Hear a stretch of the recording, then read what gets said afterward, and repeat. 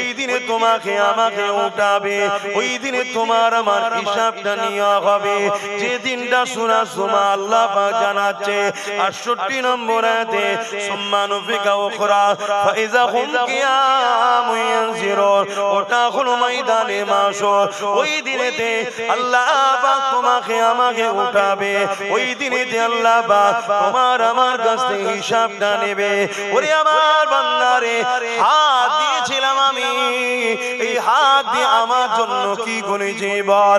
ওরে আমার বান্দা বান্দিরে, পা দিয়েছিলাম আমি, এই পা দিয়ে আমার দিনের রাস্তায় চলেছিস কি বল? ওরে আমার বান্দা বান্দিরে, আমি আল্লাহ পাক তোদেরকে তাকত দিয়েছিলাম, তোদেরকে ক্ষমতা দিয়েছিলাম, তোদের শরীরে বল দিয়েছিলাম। বল বান্দা, আমি আল্লাহ আমার দিনের জন্য ক্ষমতাকে কাজে লাগিয়েছিলিস কি বল? এ যুবকেরা, তরুণেরা, বাপেরা, মনে রাখবেন আল্লাহ ছাড় দিয়েছে বলে তোমাকে আমাকে ছেড়ে দিয়েছে এটা মনে করো না। আল্লাহ একটা দিন রেখেছে, ওই দিনে তোমার আমার হিসাবটা নেবে। বান্দা, আমার দিয়ে হাত দিয়ে এই জন্য দিয়েছিলাম গরিবদেরকে সাহায্য করবে, আমি আল্লাহ হাত দিয়েছিলাম হালাল ইনকাম করবে, আমি আল্লাহ হাত দিয়েছিলাম এতিম গরিব মিসকিন বিধবাদের সাহায্য করবে, আমি আল্লাহ হাত দিয়েছিলাম এই হাত দিয়ে আমার কোরআনকে ধরবি, আমি আল্লাহ হাত দিয়েছিলাম এই হাত দিয়ে আমি আল্লাহ আমার কাছে তোদের প্রয়োজনের জন্য দোয়া চাইবে। ওরে আমার বান্দা বান্দিরে, আমি আল্লাহ হাত তোদেরকে দিয়েছি মসজিদ বানাবার জন্য, আমি আল্লাহ হাত দিয়েছি মসজিদের দুশমনদের বিরুদ্ধে লড়াই করার জন্য, আমি আল্লাহ হাত দিয়েছি মাদ্রাসা বানাবার জন্য, আমি আল্লাহ হাত দিয়েছি মাদ্রাসা যারা মিটাতে আসবে তাদের বিরুদ্ধে লড়াই করার জন্য, আমি আল্লাহ হাত দিয়েছিলাম। এরে আমার বান্দা বান্দিরে, ইনসাফ নাই সত্য ইসলামে ঝান্ডাকে ধরবি, তা না করে বান্দা তোরা আমার দিয়ে হাত দিয়ে ইসলামের দুশমনদের ঝান্ডাকে বইছে। আজকে দিনে তোদেরকে বাঁচাবার কে আছে বল? এমনও দিন গেছে আল্লাহ নবী তিন দিন পেটে পাথর বেঁধে কাটিয়েছে, এমনও দিন গেছে আল্লাহ নবী জালিমদের জুলুমে পাহাড়ে পর্যন্ত চলে যেতে হয়েছে, এমনও দিন গেছে আল্লাহ নবীকে নিজের মাতৃভূমি ছেড়ে দিয়ে আসি মদিনায় চলে যেতে হয়েছে। কি জন্যে? আমার রাসূলুল্লাহ দ্বীনের কথা বলেছে, আমার নবী পাক ইনসাফের কথা বলেছে, আমার নবী পাক মানবতার কথা বলেছে, আমার নবী পাক গরিবের পক্ষে কথা বলেছে, আমার নবী পাক এতিমের কথা বলেছে, আমার নবী পাক বিধবার কথা বলেছে, আমার নবী পাক এক আল্লাহকে মানার কথা বলেছে। এই জন্য মক্কার মুশরিক জালিমরা আমার রাসূলুল্লাহর উপরে কত জুলুম করেছে। এই যুবকেরা এই দিনের জন্য আল্লাহ নবী উহুদের ময়দানেতে দান্দা মুবারক খানা শহীদ হয়ে গেছে।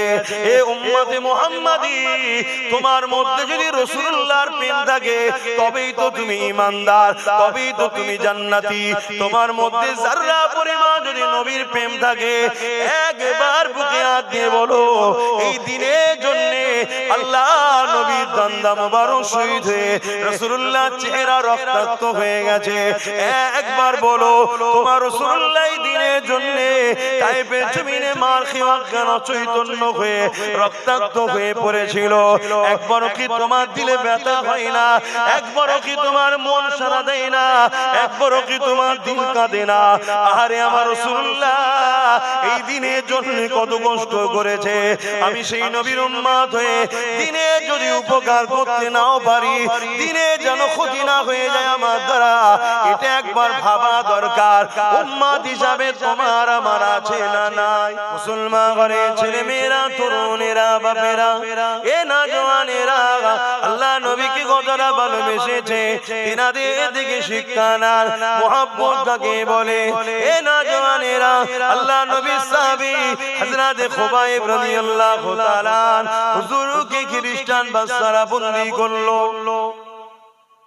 বন্দী করে নিয়ে গিয়ে তিনার সাথীদের ঘরে একের পর এক ছুরিতে চাপিয়ে শহীদ করে দিতে লেগেছে। হযরত খোবায়েব হুজুরকে বলতে লেগেছে, এ খোবায়েব রে, আমাদের কথাকে মেনে নাও। এ খোবায়েব, তুমি আমাদের দিকে চলে আসো, তাহলে তোমাকে রাজত্বর ভাগ দেওয়া হবে, এমন করে সুন্দর নারীর সঙ্গে নিকাহ দেওয়া হবে। এই খোবায়েব জানটাও বেঁচে যাবে, নাই তোমার সাথীদের মতো তোমাকেও শহীদ করে দেওয়া হবে। আল্লাহ নবীর সাহাবী হযরত খোবায়েব রাদিয়াল্লাহু তাআলা কেমন ঈমান ছিল, কেমন রাসূলুল্লাহর উপরে মুহাব্বত ছিল, কেমন আল্লাহকে প্যার করেছিল। হযরত খোবায়েব হুজুর বলতে লাগলেন, এই জালিম খ্রিস্টান বাদশা শুধু রেখে দে, আমরা মুহাম্মদ রাসূলুল্লাহর গোলাম, আমরা মুহাম্মদ রাসূলকে মাননেওয়ালা, আমরা আমাদের জীবন দিয়া পছন্দ করি, আল্লাহ ও রাসূলকে ছাড়া পছন্দ করি না।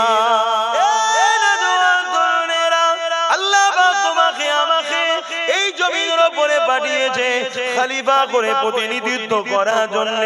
তোমার আমার কাজ হলো আল্লাহর জমিনে আল্লাহকে সিজদা যেমন দেব, এই জমিনের উপরে অন্যায় দেখলে তার বিরুদ্ধে লড়াই করব, এই জমিনের উপরে রোজা রাখবো, এই জমিনের উপরে এতিমদের উপরে কেউ জুলুম করলে এতিমদের পক্ষে দাঁড়িয়ে জালিমদের বিরুদ্ধে লড়াই করব।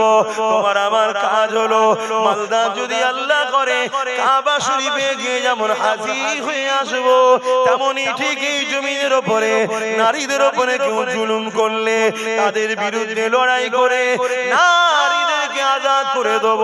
এটাও আল্লাহ আমাদেরকে ডিউটি দিয়েছে। মনে রাখবেন, কুনতুম খায়রা উম্মাতিন উখরিজাত লিন-নাস তা'মুরুনা বিল মা'রুফ ওয়া তানহাউনা আনিল মুনকার। আল্লাহ পাক আমাদেরকে দুটো কাজ দিয়েছে, শুধু ভালো কাজ করার কথা বলেনি, আল্লাহ পাক বলেছে অন্যায়কে মিটিয়ে দাও, নাই কাজ ভালো কাজ করো। একদিকে যেমন ভালো কাজ করতে হবে, অপরদিকে অন্যায়কে মিটাতে হবে। এই দুটো কাজ আল্লাহ আমাদেরকে দিয়েছে। কেউ যদি ভালো কাজ করে, অন্যায় বিরোধী না করে, কিয়ামতের দিনে আল্লাহ বাবাকে নাজাত দেবে না গো। কেন অন্যায় করা, অন্যায় বিরোধী না করা, চুপ থাকা অন্যায় দেখে মূলত অন্যায়কেই সাপোর্ট করা। যদি অন্যায় বিরোধী না করা যদি দিনের কাজ হতো, ভালো কাজ করলি শুধু কামিয়াবি হয়ে যেত, তাহলে ইমাম হুসাইন পাকের মতো তিনার কি দরকার ছিল জালিম এজিদের বিরোধী করা। এ নওজওয়ানেরা, দিনকে বুঝতে শেখো। আল্লাহ আমাদেরকে দুটো কাজ দিয়েছে। এই জমিনের উপরে আল্লাহ আমাদেরকে শ্রেষ্ঠ উম্মত করেছে, খায়রুল উম্মাহ, শ্রেষ্ঠ উম্মত করেছে। কেননা আমাদের কাজ হলো অন্যায়কে মিটিয়ে আল্লাহর জমিনে নাই প্রতিষ্ঠিত করা। আল্লাহ নবীর কথা বলছিলাম, এই দিনের জন্য রাসূলুল্লাহ তায়েফের জমিনে রক্তাক্ত হয়েছে। এই দিনের জন্য রাসূলুল্লাহ মাতৃভূমি মক্কা ছেড়ে দিয়ে ইয়াসরিব মদিনায় চলে যেতে হয়েছে। নবীর উম্মত হয়ে সেই দিনের উপরে দয়া কোথায় তোমার আমার, নবীর উম্মত হয়ে সেই দিনের উপরে মহব্বত তোমার আমার কোথায়? এ নওজওয়ান তরুণেরা, বাপেরা, আমাকে তোমাকে আমাকে জানতে হবে। আল্লাহ পাক তোমাকে আমাকে বিভিন্ন দিক দিয়ে পরীক্ষা নেবে। যে কথা বলতে গিয়ে প্রথমে চলে গেলাম, হযরতে মা সাত্তাম্মাকে পরীক্ষা নিয়েছিল। হযরতে মা সাত্তাম্মার কথাটা বলেনি, যখনই ফিরাউনের কানে খবর চলে গেল মা সাত্তাম্মা আর মুসা নবীজি আল্লাহর প্রচার করে, সেই আল্লাহকে মানে, আমি ফিরাউন আমাকে মানে না। ওই সময় ফিরাউন কি করলো? হযরতে মা সাত্তাকে ডাক দিল, এ মা সাত্তারে, শুনলাম তুমি নাকি আমাকে খোদা বলে মানো না, তুমি নাকি মুসা যে খোদার প্রচার করছে সেই খোদাকে মানো। হযরতে মা সাত্তা চিন্তা করছে, আমি যদি সত্য কথা বলি এই জালিম আমাকে জানে মেরে দেবে। আমার স্বামী নাই, তিনটে ছোট ছোট বাচ্চা রয়েছে, মারা গেলে এই বাচ্চাদের কি হবে? আর যদি আমি মিথ্যা বলি, আমার আল্লাহ পাক মিথ্যা কথা বলতে নিষেধ করেছে। আমি কেমন আল্লাহকে মানলাম? আল্লাহ